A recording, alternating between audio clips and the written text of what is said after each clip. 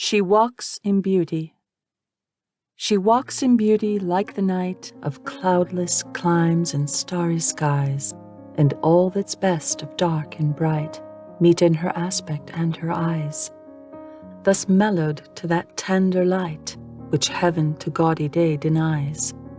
One shade the more, one ray the less, had half impaired the nameless grace, which waves in every raven tress, or softly lightens o'er her face, where thoughts serenely sweet express how pure, how dear their dwelling place.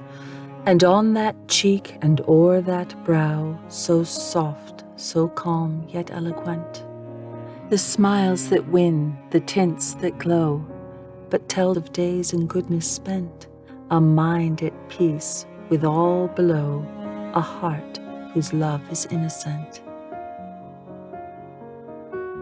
When we two parted. When we two parted in silence and tears, half broken-hearted to sever for years, pale grew thy cheek and cold, colder thy kiss. Truly that hour foretold sorrow to this. The dew of the morning sunk chill on my brow. It felt like the warning of what I feel now. Thy vows are all broken, and light is thy fame. I hear thy name spoken, and share in its shame. They name thee before me, a knell to mine ear. A shudder comes o'er me. Why wert thou so dear? They know not, I knew thee, who knew thee too well. Long, long shall I rue thee, too deeply to tell.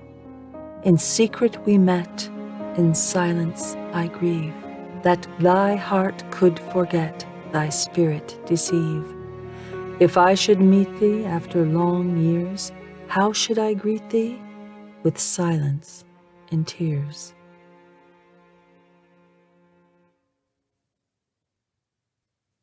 Darkness. I had a dream, which was not all a dream. The bright sun was extinguished, and the stars did wander darkling in the eternal space, rayless and pathless, and the icy earth swung blind and blackening in the moonless air. Morn came and brought no day, and men forgot their passions in the dread of this their desolation, and all hearts were chilled into a selfish prayer for light. And they did live by watchfires and the thrones, the palaces of crowned kings, the huts, the habitations of all things which dwell, were burnt for beacons. Cities were consumed, and men were gathered round their blazing homes to look once more into each other's face. Happy were those who dwelt within the eye of the volcanoes and their mountain torch. A fearful hope was all the world contained. Forests were set on fire, but hour by hour they fell and faded, and the crackling trunks extinguished with a crash, and all was black. The brows of men by the despairing light wore an unearthly aspect, as by fits the flashes fell upon them. Some lay down and hid their eyes and wept, and some did rest their chins upon their clenched hands and smiled. And others hurried to and fro and fed their funeral piles with fuel and looked up with mad disquietude on the dull sky. The pall of a past world, and then again with curses cast them down upon the dust, and gnashed their teeth and howled. The wild birds shrieked, and terrified did flutter on the ground and flapped their useless wings. The wildest brutes came tame and tremulous, and vipers crawled and twined themselves among the multitude. Hissing but stingless, they were slain for food. And war, which for a moment was no more, did glut himself again.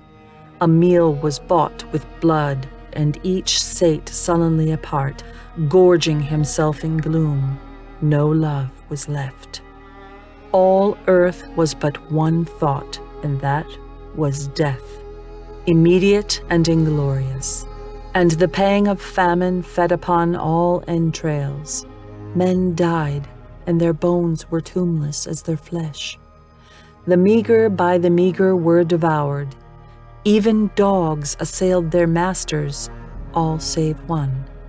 And he was faithful to a course, and kept the birds and beasts and famished men at bay, till hunger clung them, or the dropping dead lured their lank jaws. Himself sought out no food, but with a piteous and perpetual moan, and a quick, desolate cry, licking the hand which answered, not with a caress, he died. The crowd was famished by degrees, but 2 of an enormous city did survive, and they were enemies. They met beside the dying embers of an altar place, where had been heaped a mass of holy things for an unholy usage. They raked up and shivering scraped with their cold skeleton hands. The feeble ashes and their feeble breath blew for a little life, and made a flame, which was a mockery. Then they lifted up their eyes as it grew lighter, and beheld each other's aspects, saw and shrieked and died. Even of their mutual hideousness they died, unknowing who he was upon whose brow famine had written fiend. The world was void, the populous and the powerful was a lump, seasonless, herbless, treeless, manless, lifeless, a lump of death, a chaos of hard clay. The rivers, lakes, and ocean all stood still, and nothing stirred within their silent depths. Ships, sailorless, lay rotting on the sea, and their masts fell down piecemeal. As they dropped, they slept on the abyss without a surge. The waves were dead. The tides were in their grave. The moon, their mistress, had expired before. The winds were withered in the stagnant air, and the clouds perished. Darkness had no need of aid from them. She was the universe.